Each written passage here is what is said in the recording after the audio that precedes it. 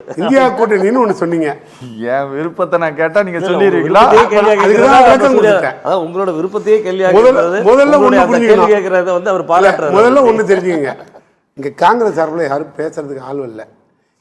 Sir அவரு original திமுக காரன் sir. அது இடையில காங்கிரஸ் வாடகைக்கு போனது.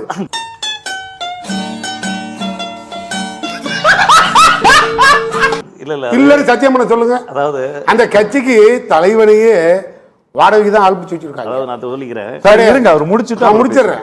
அதுவே கிடையாது. அதனால அதை பத்தி ஒன்றும் கவலைப்பட வேண்டிய அவசியம் இல்லை. நீங்க கேட்டீங்க, உள்ளூர் தமிழன் ஆரம்பிச்சு உலக தமிழன் வரைக்கும் காங்கிரஸ் யாருன்னா தமிழனுக்கு துரோகியே காங்கிரஸ் தான். அதில் மாற்று கருத்தே கிடையாது.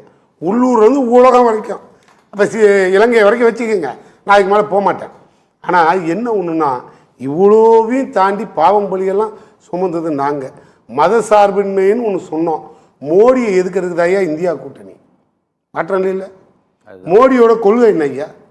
இந்த நாட்டில் கிறிஸ்டின் இருக்கக்கூடாது, முஸ்லீம் இருக்கக்கூடாது, இவ்வளோதான் கொள்கை. புரியுற மாதிரி பேசுவோம். இந்த 2 பேரும் இருக்கக்கூடாது. எங்களுக்கு என்ன, இந்த 2 பேர் தான் இருப்பான், நீ இருக்கக்கூடாது, போயா வெளியில், இதான் எங்கள் கொள்கை. இந்த ஒரு பாவத்துக்கு இந்து மத விரோதின்னு வேற எங்களுக்கு பட்டம். யாரால? இந்த தியாகியால், பக்கத்தில் உட்காந்துருக்க இந்த தியாகி கம்பெனியால். நாங்களும் தேடி தேடி பார்த்தோம். நான் திரும்பி கேட்குறேன், இவரை ஒரிஜினல் காங்கிரஸ்காரர் யாரும் உயிரோடு இல்லை, எப்பயோ எல்லாம் போயிட்டாங்க. அப்படியா? எப்பயோ போயிட்டாங்க. நீ வேணா இப்போ சவால் விட்றேன் ராஜசேகர்கிட்ட, நேராக சவால் விட்றேன், போலீஸை கூப்பிடுங்க, அது சிஎம் ஜோசப் விஜய்கிட்ட பேசிடுவோம். ஒரு 2 நாளைக்கு 1 மாசமா தேடுங்க, 1000 ஒரிஜினல் காங்கிரஸ்காரனை பிடிச்சிட்டு வந்து நிறுத்த சொல்லுங்க. கிடைக்காது. 6 வருஷம் தேடினாலும் கால் கிடைக்க மாட்டான். ஏன்னா 1000 பேர் கூட இல்லை. இது அப்புறம் பேசு. முடிச்சிட்டு பேச. இதுதான் கண்டிஷன். இவர் வேற சொல்றாரு, ஆட்சியில் பங்கு கொடுப்பதாக சொன்னார்கள், அதற்காக நாங்கள் இல்லை என்று சொல்லவில்லை, ஓடிட்டோம். மக்கள் தீர்ப்பு வந்து விஜய் முதல்வர் ஆக்குவதற்கு அப்படின்னு இவர் சொல்லி இவர் தான் பேசினார். நான் கேட்குறேன், மக்கள் தீர்ப்பே மோடியை பிரதமராக தான் அதானே? நீ கட்சியை கழிச்சிட்டு போய் மோடியோட சேர வேண்டியதானே? நீ எதுக்கே நீங்கள் தனியாக கட்சி நடத்துறீங்க? போய் சேர வேண்டியதானே மோடி கூட. இதை சொல்கிறதுக்கு ஒரு ராஜசேகர் தேவையா? ஒரு எம்ஏபிஎல் படித்த ராஜசேகர் தமிழ்நாட்டுக்கு அவசியமா? அதான் நான் சொன்னேன், அவர் காங்கிரஸ்காரன் இல்லைங்க, அதனால் அவருக்கு வராது. அது ஒரிஜினல் திமுக காரன், அதனால் அது அப்புறம் கூட வச்சுக்குவோம். அதனால் நான் அது கூட போல, அது அப்புறம் கூட வச்சுக்குவோம். இன்னொரு பெரிய விஷயம், நாங்கள் இப்போ இந்த இந்தியா கூட்டணியில் எங்கே இருக்கீங்க? எங்கே முதல்ல இந்தியா கூட்டணியே எங்கே இருக்கு?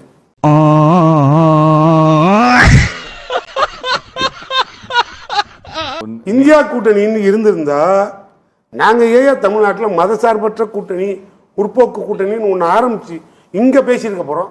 தேர்தலில் நீங்களும் தான் அமைதியாக உட்காந்துருந்தீங்க. எங்களுக்கு தெரியும் இந்தியா கூட்டணியில் யார் இருக்காங்க. கட்சா ஆச்சா இப்படி எடுத்துக்குவோம். ஒருத்தன் ஆட்சிக்கு வந்துட்டா பெரிய ஆளாயிட முடியுமா? இப்போ ஜோசப் விஜய் முதலமைச்சர் ஆகிட்டா அந்த அந்த அந்த ஆட்சி வந்து அப்படியே ரொம்ப பவர்ஃபுல் ஆச்சா? நான் தெரியாமல் கேட்குறேன், மோடி என்னைக்காவது ராகுல் காந்தி திரும்பி பார்த்தது உண்டா? மதித்தது உண்டா? பேசுனது உண்டா? ஆனால் ராகுல் காந்தியோட பலம் என்ன தெரியுமா? பெரிய பலமே முப்படையும் பின்னால் இருந்தது. அந்த முப்படை யாரு? முதல் படை மு.க. ஸ்டாலினோட படை, 2வது படை மம்தா பானர்ஜியோட படை, 3வது படை பினராயி விஜயனோட படை. இந்த முப்படையும் இருந்ததுனால் ராகுல் காந்தி முப்படையும் ஆண்ட தலைவன் மாதிரி காட்சி அளிச்சிங்க. அப்படி காட்சி அளிச்சிங்க. இப்ப எங்கேயா போச்சு? முப்படையும் காணப்போச்சு. 2 மந்திரி சீட்டுக்கு அடவு வச்சுட்டு போட்டீங்க. பார்லிமெண்ட்லயே நாங்க உங்களை தூக்கி விட்டு எறிஞ்சிட்டு தனியா நாற்காலியை ஒதுக்கி போட்டோம். அப்ப யாரு வந்து அறிவுபூர்வமா இந்த தமிழ்நாட்டு மக்களையும் இந்தியாவையும் காப்பாற்றுற இடத்துல இருக்கான்? நான் இப்ப கேட்கிறேன், இப்பயும் நான் திரும்பி இந்த கூட்டத்தில் இந்தியா கூட்டணியில இந்த கூட்டத்தில் பங்கேற்காமல் புறக்கணிப்பதன் மூலமாக நான் வந்துடுறேன் சார். மோடி எதிர்ப்பு அப்படிங்கிற புள்ளியிலிருந்து திமுக நகர்கிறதா? மன்னிக்கணும், நாங்க இப்பயும் சொல்றோம், யார் வேணாலும் பிரதமராரு, யார் வேணாலும் முதலமைச்சராரு, ஆனால் கொண்ட கொள்கையிலிருந்து ஒரு நாளும் விலக மாட்டோம். அந்த தலைவன் கலைஞர் பெற்ற பிள்ளை மு.க. ஸ்டாலின். நீங்க என்ன வேணாலும் பாலிசி திணிச்சு பாரு, கட்சி ஒன்று இருக்கு, இது அழியா ஆக்கப்பூர்வமான கட்சி, கொடியை கையில் பிடிச்சி தூக்குற வரைக்கும் பறக்கும், திருப்பி பிடிச்சா எதுக்குறவன் ஓடிடுவான். அந்த அளவுக்கு இது படைபலம் உள்ள ஒரு கட்சி. நீ ஆட்சி அதிகாரத்துக்கு போய் அடிமையாயிட்டிய, இவ்வளோ பெரிய பாரம்பரியமான கட்சியை நீ இழந்துட்டியே. திமுக நினைச்சா நாளைக்கு ஆட்சி 1/2 மணி நேரத்தில் கழிச்சிருவான். எத்தனை ஆட்சி கழிச்சிருக்கோம், எத்தனை பேரை மிரட்டியிருப்போம், எப்பெல்லாம் செஞ்சோம். தமிழனுக்கு ஆபத்து வரும்போது, நல்ல வேலை அடுத்த வரி சொல்லாம போயிருக்கீங்கன்னு அதான் தமிழனுக்கு ஆபத்து வரும்போது முடிச்சிடறேன் சார். தமிழனுக்கு ஆபத்து வரும்போது உலக நாடியே மிரட்டணும். எங்க இலங்கை தமிழனுக்கு ஆபத்து வரும்போது உலக நாடியே மிரட்டிங்க ஒரு அமைப்பு ஆரம்பிச்சோம். அந்த அளவுக்கு பலம் வாய்ந்த ஒரு தலைவன் மு.க. ஸ்டாலின். அந்த மனுஷனை நீ இழந்துட்டு எங்கேயா காங்கிரஸ் உயிரோடு இருக்கும்? ஓகே இல்லை இருக்குமே. இன்னொரு வரி சேர்த்து சொல்லணும்னா காங்கிரஸ் என்னைக்கோ காலி பண்ணிட்டு போயிருப்பாங்க.